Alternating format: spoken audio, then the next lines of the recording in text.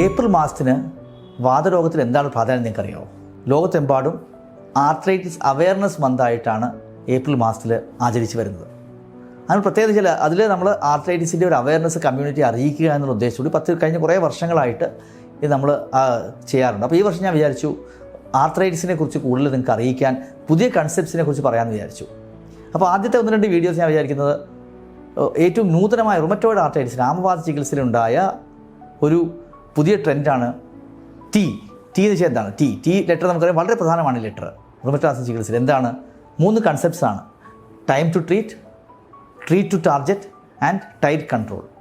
ഈ 3 കാര്യങ്ങൾ എന്താണ് ഞാൻ പറഞ്ഞുതരാം. ഇതെല്ലാം വളരെ അറിയേണ്ട കാര്യങ്ങളാണ്. കഴിഞ്ഞ ഒരു 20 വർഷമായിട്ട് റുമറ്റോയിഡ് ആർത്രൈറ്റിസ് ചികിത്സയെ മാറ്റിമറിച്ച ഈ കൺസെപ്റ്റ്സ് ആണ് ഈ 3 കൺസെപ്റ്റ്സ്. അപ്പം ഇന്നത്തെ വീഡിയോയിൽ നമ്മൾ ടൈം ടു ട്രീറ്റിനെ കുറിച്ചാണ് പറഞ്ഞുതരാം. ആദ്യത്തെ ടൈം ടു ട്രീറ്റ്. ഈ റുമറ്റോയിഡ് ആർത്രൈറ്റിസിലെ ആമവാദത്തിൽ ഉള്ള രോഗികൾ കേരളത്തിലേക്ക് വളരെ പ്രിവലൻ്റ് ആയിട്ടുള്ള ഏറ്റവും കോമൺ ആയിട്ട് കാണുന്ന ഇൻഫ്ലമേറ്ററി ആർത്രൈറ്റിസ് ആണ് റുമറ്റോയിഡ് ആർത്രൈറ്റിസ്.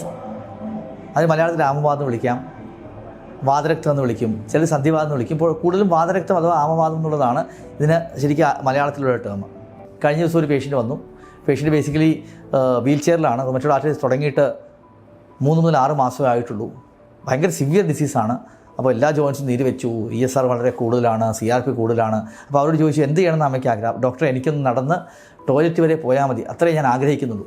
അവരത്രയും ഡെസ്പറേറ്റ് ആയിട്ടുള്ള സിറ്റുവേഷനിലായിരുന്നു. പക്ഷേ ഇന്നത്തെ ചികിത്സയിൽ അപ്പോൾ ഞാൻ അവരോട് പറഞ്ഞു അങ്ങനെയല്ല. അവർക്ക് 40-42 വയസ്സുള്ള ഒരു അക്കൗണ്ടൻ്റായിട്ട് ജോലി ചെയ്തുകൊണ്ടിരുന്ന ലേഡിയാണ്. അപ്പോൾ ഞാൻ പറഞ്ഞു അതല്ല, നമുക്ക് റുമറ്റോയിഡ് ആർത്രൈറ്റിസ് ആണ്. ഇതൊരു 2 മുതൽ 3 മാസത്തിനുള്ളിൽ നിങ്ങൾക്ക് എല്ലാ സാധാരണ ജോലികളും ചെയ്ത് നിങ്ങൾക്ക് ജോലിക്ക് പോയി ഒരു കുടുംബം നോക്കാനുള്ള ഒരു രീതിയിലേക്ക് നിങ്ങളെ കൊണ്ടുവരണം. അതാണ് ഇന്നത്തെ റുമറ്റോയിഡ് ആർത്രൈറ്റിസിൻ്റെ ഔട്ട്ലുക്ക്.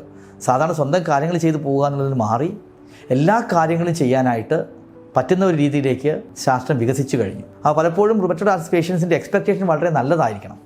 എനിക്ക് ചെയ്യാൻ സാധിക്കണം എന്നൊരു ഉൾവിളി വേണം, അതിനുള്ള കോൺഫിഡൻസും വേണം. അത് പറ്റുമെങ്കിൽ ശരിയായ സമയത്ത് ചികിത്സിച്ച് കഴിഞ്ഞാൽ നമുക്കത് പറ്റും. പലപ്പോഴും റുമറ്റോയിഡ് ആമവാദം എന്ന് പറയുമ്പോൾ ഇപ്പോഴും ആൾക്കാരുടെ മനസ്സിലെ കൈകളൊക്കെ വളഞ്ഞിരിക്കുന്നു, ആൾക്കാർ വീൽ ചെയറിലാണ്, കിടപ്പാണ്.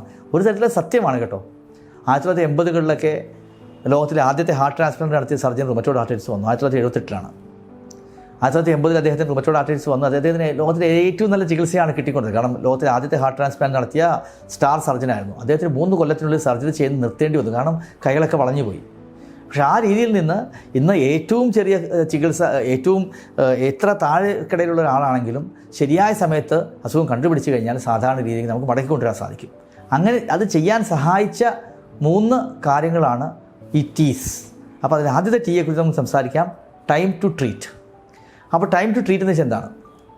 നമുക്കറിയാം, ഒരു ആർത്രൈറ്റിസ് ഒരാൾക്ക് തുടങ്ങിക്കഴിഞ്ഞാൽ പലപ്പോഴും ഫസ്റ്റ് എന്താ ഉണ്ടാകുന്നത്? ഇത് പലപ്പോഴും റുമറ്റോയിഡ് ആർത്രൈറ്റിസ് ആമവാദമൊക്കെ ഉണ്ടാകുന്ന ഓട്ടോ ഇമ്മ്യൂൺ ഡിസീസാണ്. ഇമ്മ്യൂൺ സിസ്റ്റത്തിൻ്റെ ഡിസ്ഫങ്ഷൻ കൊണ്ടാണ് ഇത് ഉണ്ടാകുന്നത്.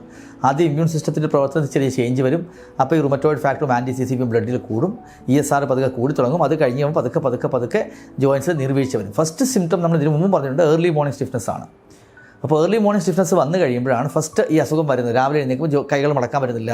രാവിലെ എഴുന്നേൽക്കുമ്പോൾ നമുക്ക് പല്ല് തേക്കാനായിട്ട് ബ്രഷ്, നമ്മുടെ പേസ്റ്റ് എടുക്കാൻ ബുദ്ധിമുട്ട് വരുന്നു, അല്ലെങ്കിൽ കുറ്റി തുറക്കാൻ ബുദ്ധിമുട്ട് വരുന്നു. രാവിലെ ചപ്പാത്തി കുഴയ്ക്കാൻ പോകുമ്പോൾ അത് പറ്റുന്നില്ല. അതൊക്കെയാണ് ഫസ്റ്റ് ലക്ഷണങ്ങൾ. അത് കഴിയുമ്പോൾ പിന്നെ മുട്ടി നീര് വെക്കുന്നു, ജോയിൻസ് നീര് വെക്കുന്നു. അങ്ങനെ അത് കഴിഞ്ഞ് കുറേ നാളുകൾ കഴിയുമ്പോഴാണ് പതുക്കെ ബുദ്ധിമുട്ടുകൾ വരുന്നത്. അപ്പോൾ ഇതൊരു പെട്ടെന്ന് വരുന്നവരുണ്ട്, പെട്ടെന്ന് ദിവസം തുടങ്ങി അസുഖം വളരെ വഷളാകുന്നവരുണ്ട്. പക്ഷേ പതുക്കെ മിക്ക ആളുകൾ രാവിലെ തുടങ്ങി പതുക്കെ 2, 3, 4 മാസങ്ങൾ കൊണ്ടായിരിക്കും ഇത് വരുന്നത്. അപ്പോൾ ഈ ഒരു ഏർലി പീരീഡ് എന്ന് പറയുന്ന സ്ഥലത്ത് എന്താ സംഭവിച്ചിരിക്കുന്നത്? സൈനോവിയത്തിലാണ് ഇത് നമ്മുടെ ജോയിന് ചുറ്റുമുള്ള ഒരു നീർക്കെട്ട് വരുന്നുള്ളതാണ് ആദ്യത്തെ സ്റ്റേജ് സംഭവിക്കുന്നത്. ആ സ്റ്റേജിൽ കണ്ടുപിടിച്ച് കഴിഞ്ഞാൽ നമ്മളതിനെ ഗോൾഡൻ പീരീഡ് എന്ന് പറയും, അല്ലെങ്കിൽ വിൻഡോ ഓഫ് ഓപ്പർച്യൂണിറ്റി എന്ന് പറയും. ആദ്യത്തെ 3 മുതൽ 6 മാസം, 1 വർഷം വരെയുള്ള പീരീഡിനെയാണ് എന്ന് വിളിക്കുന്നത് വിൻഡോ ഓഫ് ഓപ്പർച്യൂണിറ്റി.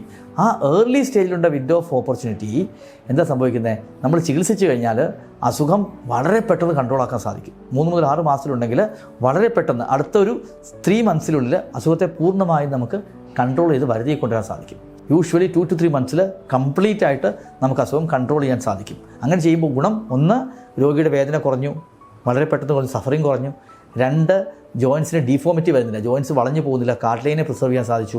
3, മറ്റ് ഓർഗൻസിലോട്ട് പിടിക്കില്ല, കണ്ണിനെ ബാധിക്കില്ല, ഹാർട്ടിനെ ബാധിക്കില്ല, ലങ്സിനെ ബാധിക്കില്ല. അപ്പോൾ അതിനെ നമുക്ക് കൺട്രോൾ ചെയ്യാൻ സാധിച്ചു. മാത്രമല്ല, പെയിൻ കില്ലേഴ്സിൻ്റെയും സ്റ്റിറോയിഡിൻ്റെയും യൂസ് ഇല്ലാതെ തന്നെ ഈ സ്റ്റേജിൽ നമുക്ക് വളരെ പെട്ടെന്ന് അസുഖത്തെ കൺട്രോൾ ചെയ്യാനും സാധിക്കും. അപ്പോൾ ഇതിനെയാണ് നമ്മൾ ടൈം ടു ട്രീറ്റ് എന്ന് വിളിക്കുന്ന ഫസ്റ്റ് ടി. ഇതാണ്. ടൈം ടു ട്രീറ്റിൽ നമ്മൾ പലപ്പോഴും പറയുമ്പോൾ ഏറ്റവും സിമ്പിളായിട്ട് പറയുന്നത് നമ്മുടെ വീട്ടിൽ തീ പിടിക്കുന്ന കാര്യത്തെക്കുറിച്ചാണ്. വീട്ടിൽ തീ പിടിച്ച് കഴിഞ്ഞാൽ നമ്മളെപ്പോൾ ഫയർ എഞ്ചിൻ വരുന്നു 5-10 മിനിറ്റിൽ വന്നു കഴിഞ്ഞാൽ നമുക്ക് ചിലപ്പോൾ മൊത്തം വീട് നമുക്ക് കിട്ടും.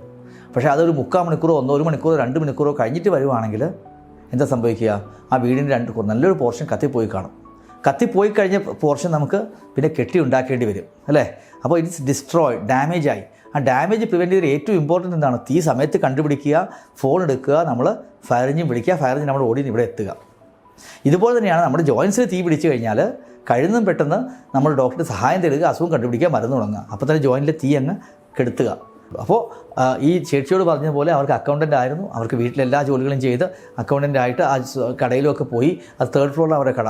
അപ്പോൾ അവിടെ പോയി അക്കൗണ്ട്സ് ഓഫീസിലൊക്കെ പോയി വന്നുകൊണ്ടിരുന്ന ചേച്ചിയാണ്. അപ്പോൾ അവരോട് പറഞ്ഞ പോലെ എനിക്കവരോട് പറയാനുള്ള നിങ്ങളുടെ എക്സ്പെക്റ്റേഷൻ ബെറ്റർ ആക്കുക. നിങ്ങൾക്ക് റുമറ്റോയ്ഡ് ആർത്രൈറ്റിസ് ഉണ്ടെങ്കിൽ എനിക്കെല്ലാം സാധിക്കുന്ന രീതിയിലേക്ക് എത്താൻ സാധിക്കും എന്നുള്ള വിശ്വാസം വെച്ചിട്ട് അതിനുവേണ്ടി നിങ്ങൾ ആദ്യം ചെയ്യേണ്ടത്, നിങ്ങൾക്കിപ്പോൾ കുറച്ച് പേർക്ക് കുറേ നാളത്തേക്ക് അസുഖം കാണും. അപ്പോൾ ഈ കേൾക്കുന്നത് നിങ്ങൾ വിചാരിക്കും എനിക്ക് തുടങ്ങിയിട്ട് ഇപ്പോൾ 6 വർഷമായി. പക്ഷേ 6 വർഷമാണെങ്കിൽ കുഴപ്പമില്ല, ഇനിയും നമുക്ക് ചെയ്യാൻ സാധിക്കും.